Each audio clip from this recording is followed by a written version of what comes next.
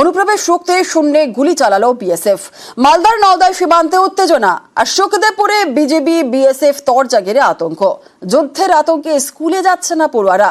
আর অন্যদিকে কোচবিহারের মেকলিগঞ্জে বিএসএফ এর সঙ্গে সীমান্ত পাহারায় গ্রামবাসীরা।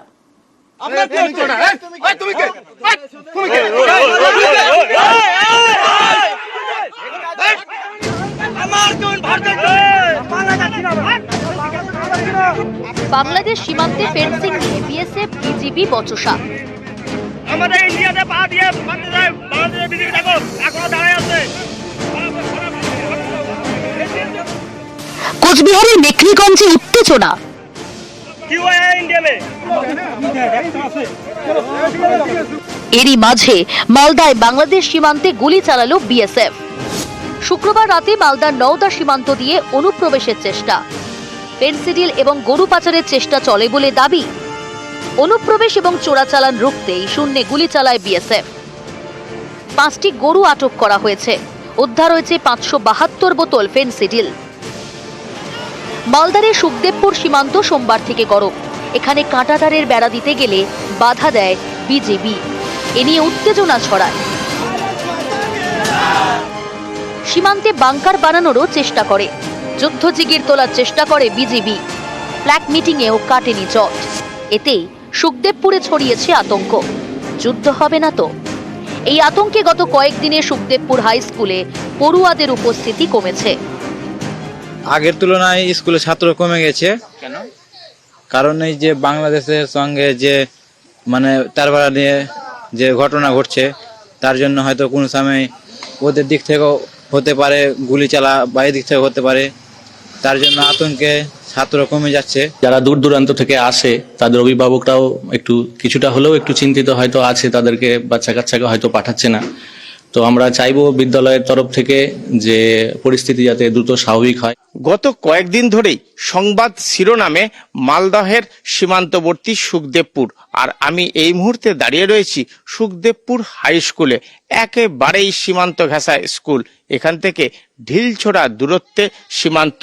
স্বাভাবিকভাবে উত্তেজনা আর উদ্বেগ, এই উদ্বেগের প্রভাব কিছুটা হলেও পড়েছে এখানকার স্কুলে, বিশেষ করে পড়ুয়াদের হাজিরায়। নিকটে তো বাংলাদেশ বর্ডার, ইন্ডিয়া বর্ডার। এখন যদি ধরেন যে গুলি করে দেয়, তখন ইন্ডিয়া গুলি করবে, তখন গুলি বিনিময় হতে লাগবে না, ওই কারণে আসছে না হয়তো ভয়ে। ওদের ভিতরে তো আতঙ্ক আছে, না হলে কি করে ধরলেন যে একটা বাচ্চা যে পাঠাবো, বাচ্চার তো রিস্ক আছে, স্কুল যাবে, স্কুল যে ধরলেন গুলি গালা শুরু হয়ে গেল, তাহলে তো বাচ্চা আসবে কি করে বাড়ি। কাঁটাতার দিতে বিজেপির বাধা। অভিযোগ, এই কাঁটাতারহীন সীমান্তের সুযোগ নিচ্ছে বাংলাদেশি দুষ্কৃতীরা। সীমান্তবর্তী এলাকা থেকে ফসল চুরি করছে। এখন তো আমাদের বড় বড় হয়নি, তবু ওরা আমাদের সব ফসল কেটে নিয়ে চলে গেছে। শ্যালো ক্ষতি করে, আমাদের জন্য জল দিতে না পারি তারপরের ভিতরে, ওই জন্য শ্যালোতে মাটি ভরে বন্ধ করে, যেন আমরা কোনো ফসল না করতে পারি তারপরের ভিতরে। এরকম করছে বাংলাদেশের লোক। আমাদের ফসল কেটে নিয়ে চলে যাচ্ছে, গাছ কেটে নিয়ে চলে যাচ্ছে। আমরা তো ঠিক সময় মতো আমরা যেতে পাই না। আর এখন গন্ডগোল লেগে আমাদেরকে তো যেতে দেয় না। আমরা কি করে বাধা দিব? আমরা তো বেড়ার এই পারছে, আর ওই পারছে তো জমি আমাদের। ফসল বাঁচাতে কোচবিহারের মেকলিগঞ্জে শুক্রবার কাঁটাতারের বেড়া দেন গ্রামবাসীরা। বিজেপি যথারীতি বাধা দিয়েছিল, পাল্টা জবাব দেন গ্রামবাসীরা।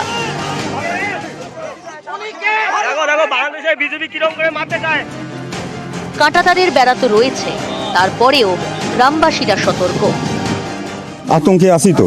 কালকে সারা রাত ধরে আমরা লাঠি নিয়ে এবং বসেছিলাম, বা এদিকে সবাই টার্গেট নিয়েছিলাম যে বাই চান্স এদিকে গ্রামে আমাদের ফট করে হয়তো কোনো হুমকি দিতে পারে বা হামলা হতে পারে।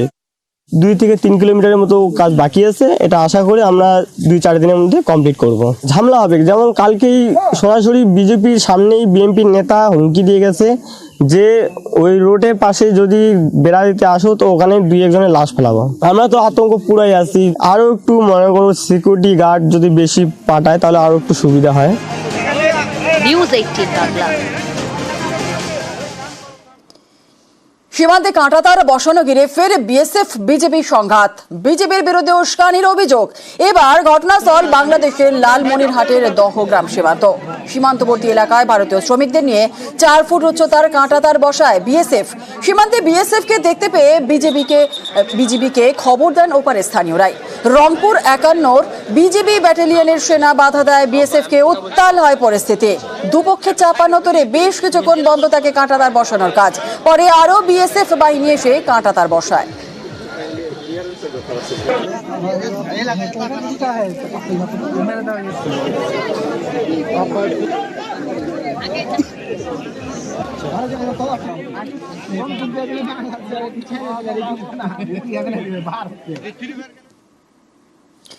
বাংলাদেশে ফের কট্টরপন্থীদের রোষে সংখ্যালঘু। এবার সংখ্যালঘু শিক্ষকের রক্তাক্ত দেহ উদ্ধার। বাংলাদেশের নেত্রকোনায় বড় বাজারে অবসরপ্রাপ্ত শিক্ষক দিলীপ কুমার রায়ের রক্তাক্ত দেহ পাওয়া যায়। মাথায় আঘাতের চিহ্ন বসছেন শিক্ষকের। দরজা ভেঙে উদ্ধার করা হয় দেহ। নেত্রকোনার আবু আব্বাস কলেজের কৃষি শিক্ষা বিভাগের অবসরপ্রাপ্ত শিক্ষক ছিলেন দিলীপ কুমার রায়। সংখ্যালঘু নির্যাতন দিন দিন বাড়ছে পদ্মাপাড়ে। কখনো মন্দিরে সেবায়েত খুন, কখনো সংখ্যালঘু ব্যবসায়ীকে নৃশংস হত্যা। ওপার বাংলায় বারবার কট্টরপন্থীদের রোষে সংখ্যালঘুরা।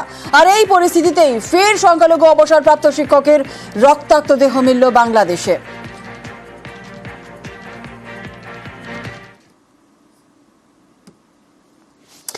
বাংলাদেশে সংখ্যালঘুদের ওপর হামলাকে সাম্প্রদায়িক বলেই মানতে নারাজ সে দেশের অর্থনীতিবিদ।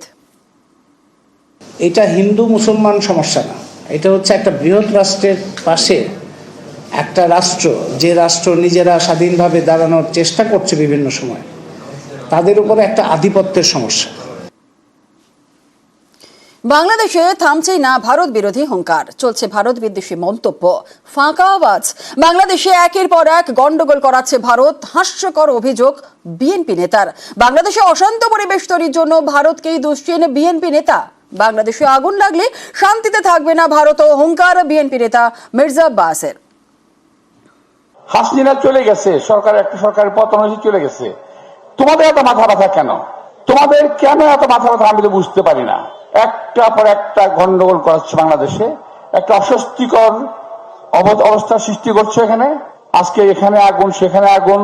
তো এই সমস্ত কিন্তু একদিনে এবং একজন করছে না, বিশেষ গোষ্ঠী এই কাজটা করছে এই সরকারকে, এই দেশকে একটা খারাপ অবস্থার দিকে নিয়ে যাওয়ার জন্য। প্রিয় ভাইরা, আমি শুধু ভারতের উদ্দেশ্যে একটি কথাই বলবো, পাশের বাড়িতে আগুন লাগলে কিন্তু নিজের বাড়িও সেফ না। বাংলাদেশে আগুন জ্বালাবেন, নিজেরা শান্তিতে থাকবেন, এটা কিন্তু সম্ভব না, এটা হয় না, ইতিহাস বলে না। সুতরাং একটু সাবধান, বুঝে শুনে চলেন। কলকাতা, দিল্লি আর মুম্বাই এই 3 বিমানবন্দর হয়ে বিদেশে পাড়ি 40 বাংলাদেশি অনুপ্রবেশকারীর। ভুয়ো ঠিকানাতেই প্রয়োজনীয় নথি, ধৃত মনোজের সাহায্যে ভিসা, টিকিট, পাসপোর্ট জালিয়াতিতে তথ্য লালবাজারের হাতে। দূতাবাস থেকেও আরও তথ্য সংগ্রহে জোর। পাসপোর্ট জালিয়াতিতে পর গ্রেপ্তার। যত সময় এগোচ্ছে বেরিয়ে আসছে একের পর এক চাঞ্চল্যকর তথ্য। তদন্তকারীরা জানতে পেরেছেন ভারতের 3টি বিমানবন্দর ব্যবহার করে ইউরোপের দেশগুলিতে পাড়ি দিয়েছেন বাংলাদেশি অনুপ্রবেশকারীরা। কলকাতা, দিল্লি ও মুম্বাই বিমানবন্দর। এখনো পর্যন্ত এমন 40 জন অনুপ্রবেশকারী সম্পর্কে তথ্য হাতে এসেছে লালবাজারে। তদন্তকারীরা এও জানতে পেরেছেন এই 40 জনেরই পাসপোর্টের ঠিকানা ভুয়ো। ভিসা, টিকিট করা হয়েছে মনোজ গুপ্তা ট্রাভেল এজেন্সির মাধ্যমে। এসব ভিসা ইস্যু হয়েছে দালাল চক্রের হাত ধরে। সেই দালাল চক্রের সঙ্গে যোগাযোগ রাখত ধৃত ধীরেন ঘোষ।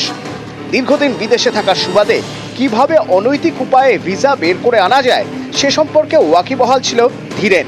তাই ধীরেনকে দিয়ে অনুপ্রবেশকারীদের জন্য ভিসার ব্যবস্থা করত ধৃত মনোজ গুপ্তা।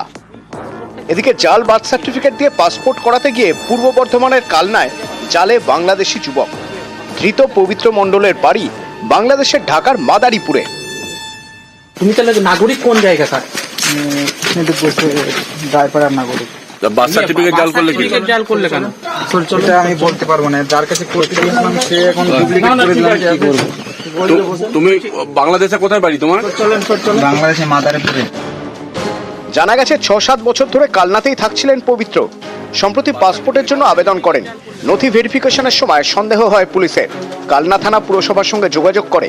পুরসভা থেকে জানিয়ে দেওয়া হয় ওই যুবকের জমা দেওয়া জন্মের শংসাপত্রটি জাল। চেয়ারম্যানের নাম পৌরসভার নাম থাকতেই পারে, সে এখন ট্যাম্পারিং করলে তো কিছু করার থাকে না। সার্টিফিকেটটা কোনটা ফলস কোনটা সঠিক আমরা জানিয়েছি, এবং আমরা তো ডিআইজি বা প্রশাসনকে জানিয়েও দিয়েছি যেটা জাল। এবার প্রশাসনের কাজ করছে। এরপরেই ওই যুবককে আটক করে জিজ্ঞাসাবাদ করতে শুরু করে পুলিশ। তাতেই বেরিয়ে আসে ওই যুবক বাংলাদেশের নাগরিক। পুলিশ জানতে পারে কালনার এক সাইবার ক্যাফের মালিক ভুয়ো এই শংসাপত্রটি করে দিয়েছে। এরপরেই ওই বাংলাদেশি যুবক এবং সাইবার ক্যাফের মালিক আজহারুল ইসলামকে গ্রেপ্তার করে পুলিশ। নিউজ 18 বাংলা।